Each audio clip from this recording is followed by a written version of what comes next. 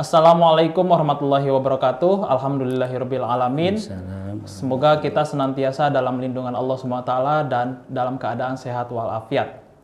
Pemirsa Tarjih Menjawab, saya Ilham Ibrahim akan memandu acara kita pada kali ini. Pada acara kali ini kita akan membahas tentang ilmu mawaris atau hal-hal yang berkaitan dengan waris. Bersama kita semua telah hadir Ustadz Supriyatna, beliau sebagai pakar ilmu waris di lingkungan Muhammadiyah. Bagaimana Ustadz kabarnya? Alhamdulillahirabbil alamin. Bagaimana dengan puasanya Ustadz? Alhamdulillah lancar, cuma fisiknya agak sedikit terganggu ini. Ya Ustadz, harus tetap semangat. Amin. Amin. Ya. Ustadz, kita langsung saja membahas tentang hal-hal yang berkaitan dengan ilmu waris. Sebenarnya apa sih prinsip-prinsip dasar dari ilmu waris itu di dalam Islam? Baik, terima kasih. Assalamualaikum warahmatullahi wabarakatuh, pemirsa Tarjih Menjawab. Dalam Islam, yang pertama perlu disampaikan bahwa Allah dalam Al-Quran telah mensyariatkan ya tata cara pembagian harta peninggalan orang yang meninggal dunia, dan itu wajib dilaksanakan oleh orang-orang Islam gitu ya. Dalam surat An-Nisa ayat 13 dan 14, setelah sebelumnya dalam ayat-ayat sebelumnya diuraikan siapa ahli waris dan berapa bagiannya, kemudian dalam ayat 13-nya dikatakan a'udzubillahi minasyaitonirrajim, tilka hududullah wa may yuti'illah wa rasulahu yudhilhu jannatin tajri min tahtihal anhar. Jadi itulah batasan-batasan Allah. Hudud dalam ayat itu apa? Menurut saya itu adalah ayat-ayat aturan-aturan kewarisan yang telah diuraikan sebelumnya gitu loh.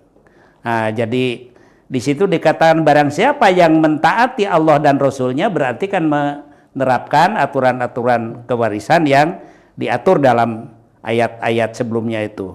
Maka Allah akan memberikan pahala. Sebaliknya dalam ayat 14-nya mengemukakan barang siapa yang yang bermaksiat kepada Allah wa mayyasillaha wa rasulahu, bermaksiat kepada Allah dan Rasulnya dalam bentuk apa? Tidak melaksanakan aturan ayat-ayat kewarisan itu, maka Allah akan memasukkan orang tersebut ke dalam neraka jahanam. Nah, gitu. Jadi itu yang pertama gitu ya. Kemudian hadis Nabi riwayat Muslim dan Abu Dawud upama menyebutkan aksimul mala baina ahlil faraidi ala kitabillah.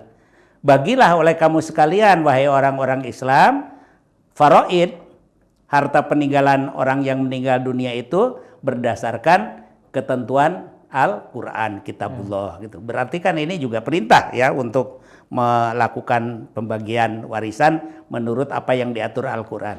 Memang di dalam Al-Quran Allah sudah cukup rinci itu ya, mengatur khususnya tentang siapa ahli waris dan berapa bagiannya gitu ya. Namun demikian ternyata masih ada juga hal-hal yang belum diatur dalam Al-Quran, terutama masalah-masalah kontemporer. Seperti umpamanya kalau ada orang melakukan transgenetik, itu kan belum ada aturannya itu. Sekarang kan terjadi, itu bagaimana itu kan itu. Demikian juga umpamanya ada ayat-ayat yang dalalahnya itu tidak qot'i, tapi doni, sehingga bisa dipahami begini atau begitu umpamanya ya. Umpamanya mengenai siapa yang dimaksud saudara dalam ayat 12 surat An-Nisa dan ayat 176 surat An-Nisa. Di situ kan tidak dijelaskan saudara yang mana, sekandung, sebapak atau seibu. Hanya disebutkan aja bagiannya. Kebetulan saudara yang diatur dalam surat An-Nisa ayat 12 itu bagiannya berbeda dengan yang diatur dalam surat An-Nisa 176 gitu.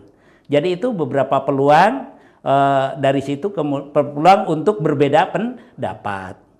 Demikian juga umpamanya oleh para ulama dalam mensikapi nas-nas keagamaan, terutama al-hadis ya, itu ada yang sebagian ulama menilai hadis yang dijadikan dasar oleh yang lain itu sebagai nas untuk kewarisan, oleh sebagian ulama yang lain itu dinilai itu tidak sah karena itu doib. Nah, gitu ya. Iya. Sehingga dengan demikian karena itu tidak dipakai berarti kan nanti hasilnya juga akan berbeda ya gitu.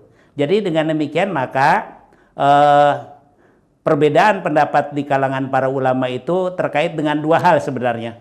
Pertama dalam memahami nas, ya.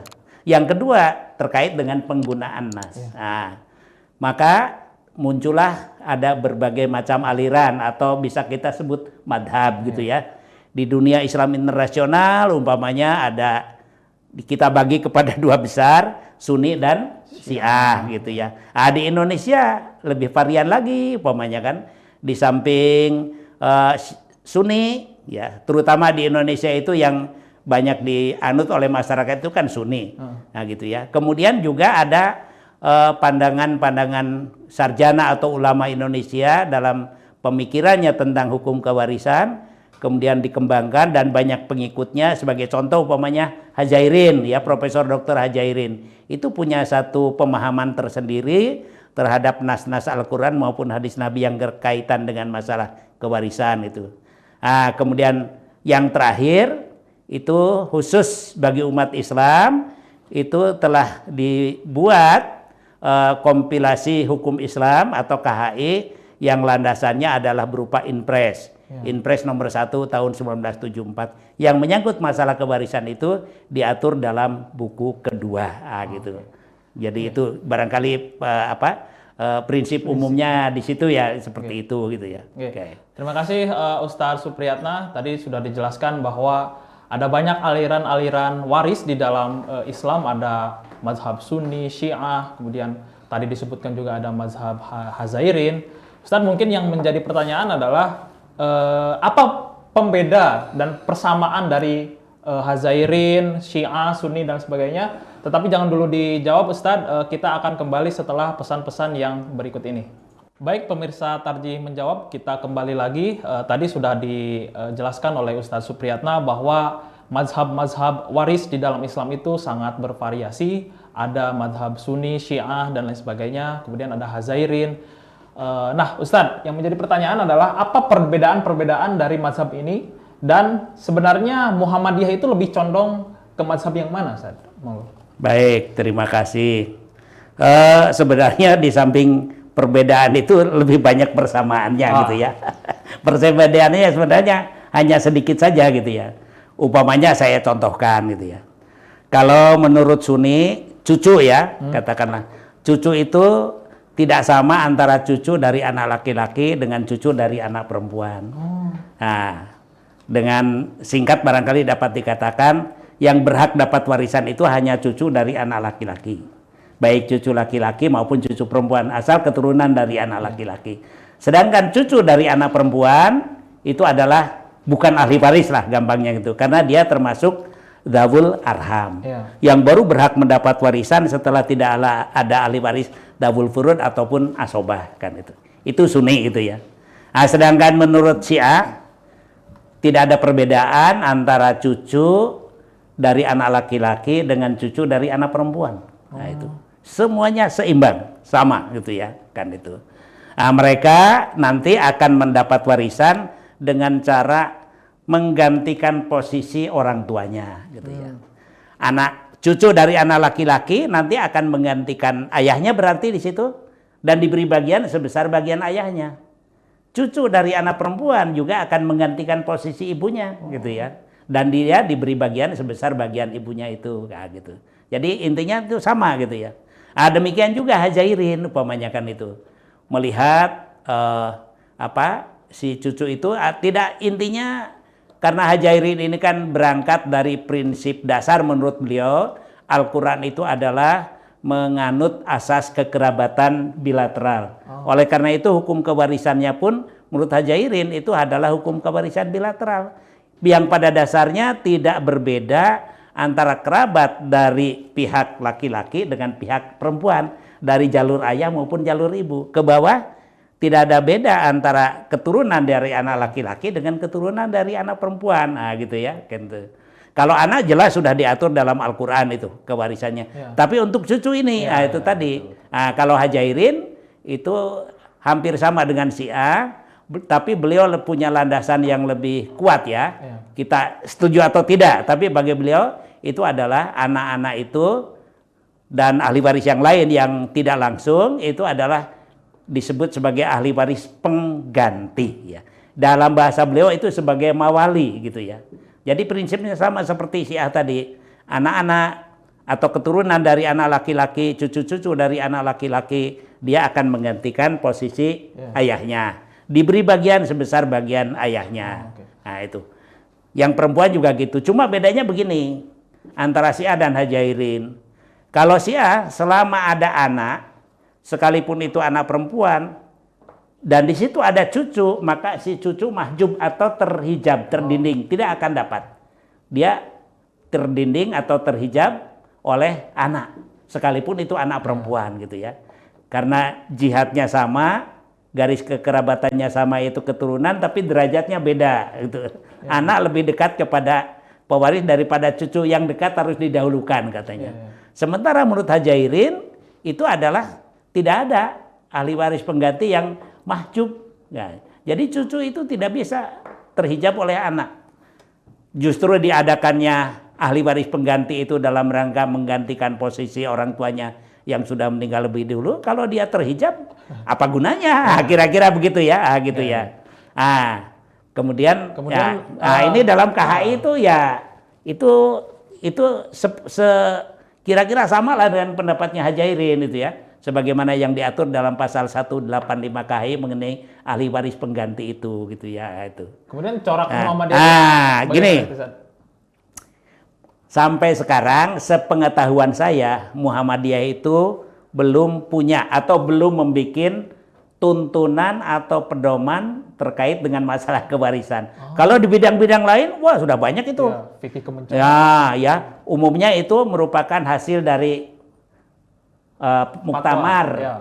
Awalnya kan namanya muktamar tarji, kemudian menjadi munas tarji. Itu dan kemudian yang sudah ditanfid itu kan dibukukan sehingga di kalangan persyarikatan itu dikenal ada HPT jilid 1, HPT jilid 2 yang sampai sekarang masih belum terbit. Tapi justru jilid 3-nya udah terbit itu. Itu di situ isinya kan tuntunan dan pedoman. Banyak hal itu, baik menyangkut masalah ibadah maupun masalah muamalah, perdagangan dan lain sebagainya, kesehatan, lingkungan kan itu. Tapi aspek waris?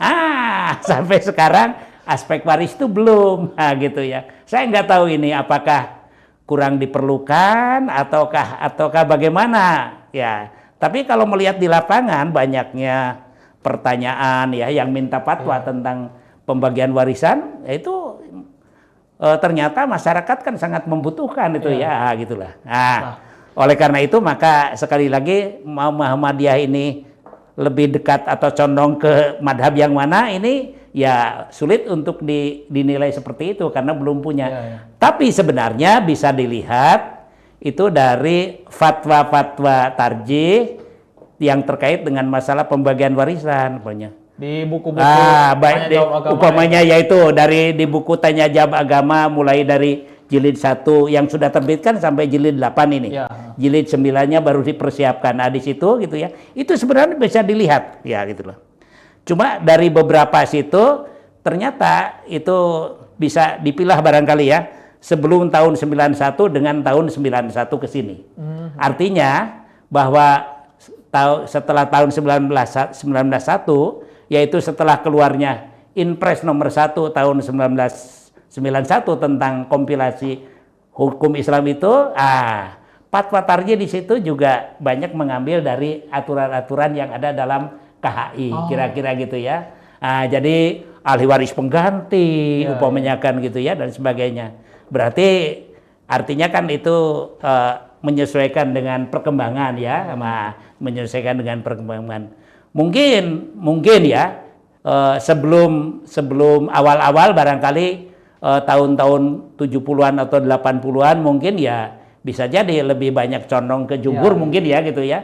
Tapi belakangan saya melihat itu ya lebih condong ke ya dalam artian kalau itu diatur dalam KHI biasanya kemudian banyak ngambil dari KHI atau paling tidak bertentangan dengan KHI. Salah satu contohnya adalah mengenai ahli waris pengganti, gitu ya. Jadi agak sulit untuk nilai condong ke madhab mana itu ya, karena memang sampai sekarang belum punya pedoman tentang masalah itu, tentang masalah kewarisan itu. Baik, terima kasih kepada Ustaz Supriyatna. Kita akan kembali setelah pesan-pesan yang berikut ini. Baik, pemirsa Tarjih Menjawab, kita kembali lagi di acara ini. Kita membahas tentang hal-hal yang berkaitan mewaris. Tadi sudah dijelaskan tentang prinsip-prinsip waris, kemudian dinamika waris di dalam Islam, kemudian di dalam Muhammadiyah dan sebagainya. Lanjut ke persoalan yang lebih konkret, Ustaz. Iya. Bagaimana status dana pensiun bagi ahli waris? Apakah itu bisa kita kategorikan sebagai ahli waris atau harta waris, atau sebagai hibah saja, Ustaz? Itu seperti apa? Baik,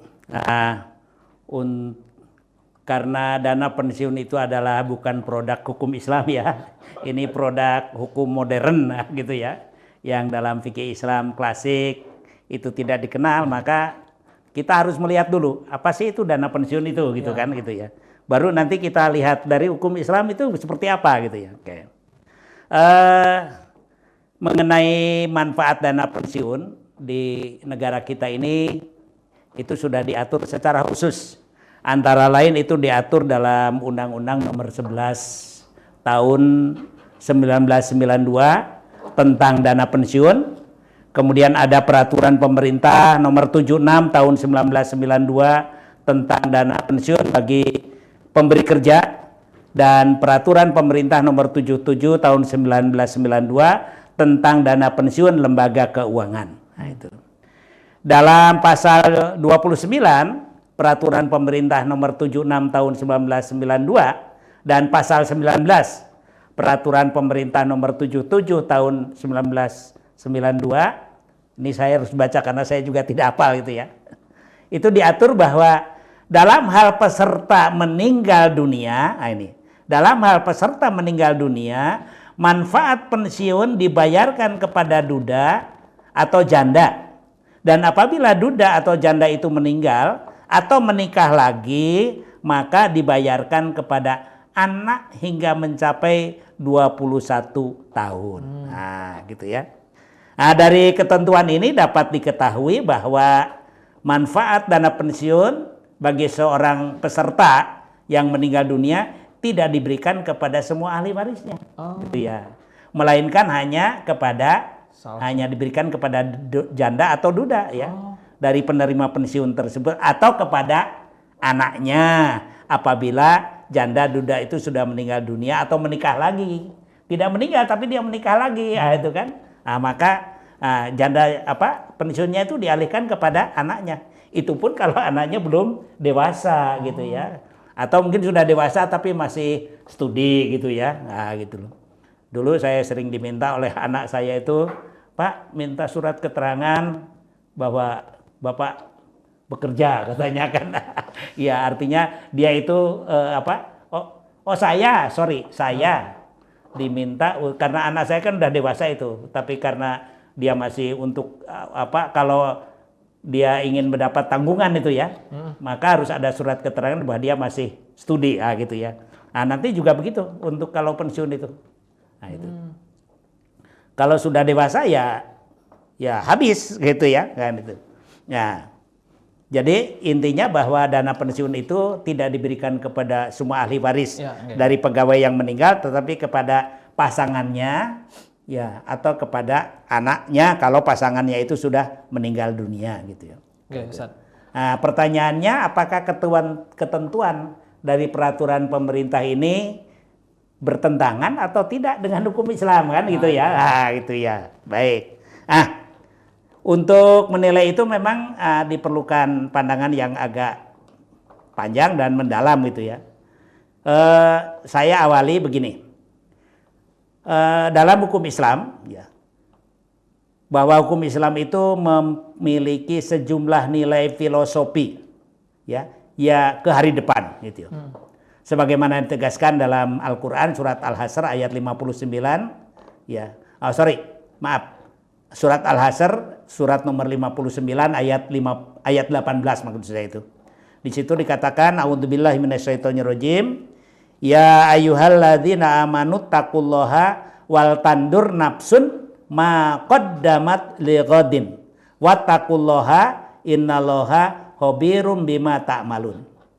Wahai orang-orang yang beriman, bertakwalah kamu kepada Allah dan hendaklah setiap orang memperhatikan apa yang telah dipersiapkannya untuk hari esok. Dan bertakwalah kepada Allah, sesungguhnya Allah Maha mengetahui apa yang kamu kerjakan. Nah, jadi ayat ini mengajarkan adanya konsep hari esok. Sekaligus menekankan arti pentingnya hari esok tersebut. Baik hari esok yang dekat, al-ghad, maupun hari esok yang jauh, yaitu akhirat gitu ya. Nah, salah satu sifat yang menandai hari esok itu adalah ketidakpastian. Hostnya juga kan belum tahu ini besok kira-kira mau apa gitu ya. Mungkin punya rencana gitu ya. Tapi kepastiannya seperti apa, itu Allah yang menentukan itu. Nah, berangkat dari ketidakpastian ini ya, maka kita harus mempersiapkan ya. Kita harus mempersiapkan untuk hari ke depan itu. Sebagaimana yang disebutkan di dalam firman Allah, wa ma tadri nafsun mada taksib. Mada taksib godan wa ma tadri nafsun bi ayyi ardin tamut. Dan tiada seorang pun yang dapat mengetahui dengan pasti apa yang akan diusahakannya besok. Nah, itu. Dan tiada seorang pun yang dapat mengetahui dengan pasti di bumi mana ia akan meninggal. Nah, oleh karena ketidakpastian tersebut, maka orang harus membuat suatu persiapan guna menghadapi hari esok. Baik hari esok yang dekat maupun yang jauh. Salah satu bagian hari esok yang dekat adalah hari tua. Nah, atau al-kibar ya, di mana kalau udah tua ini kayak saya ini udah manula gitu ya, produktivitasnya sudah menurun ya, bahkan juga fungsi-fungsi fisik ini juga sudah menurun ya, bahkan mungkin banyak yang kemudian sudah tidak produktif lagi gitu ya. Sementara kan kehidupan harus terus berjalan gitu ya. Nah, itu. Maka dari nilai dasar ini untuk bidang kehidupan kekeluargaan itu dapat diturunkan asas jaminan sosial ekonomi keluarga di kemudian hari sepeninggal seseorang. Nah, ini. Hal ini didukung pula dengan sabda Nabi SAW bahwa meninggalkan keluarga atau ahli waris dalam keadaan berkecukupan adalah lebih baik daripada meninggalkan mereka dalam kekurangan.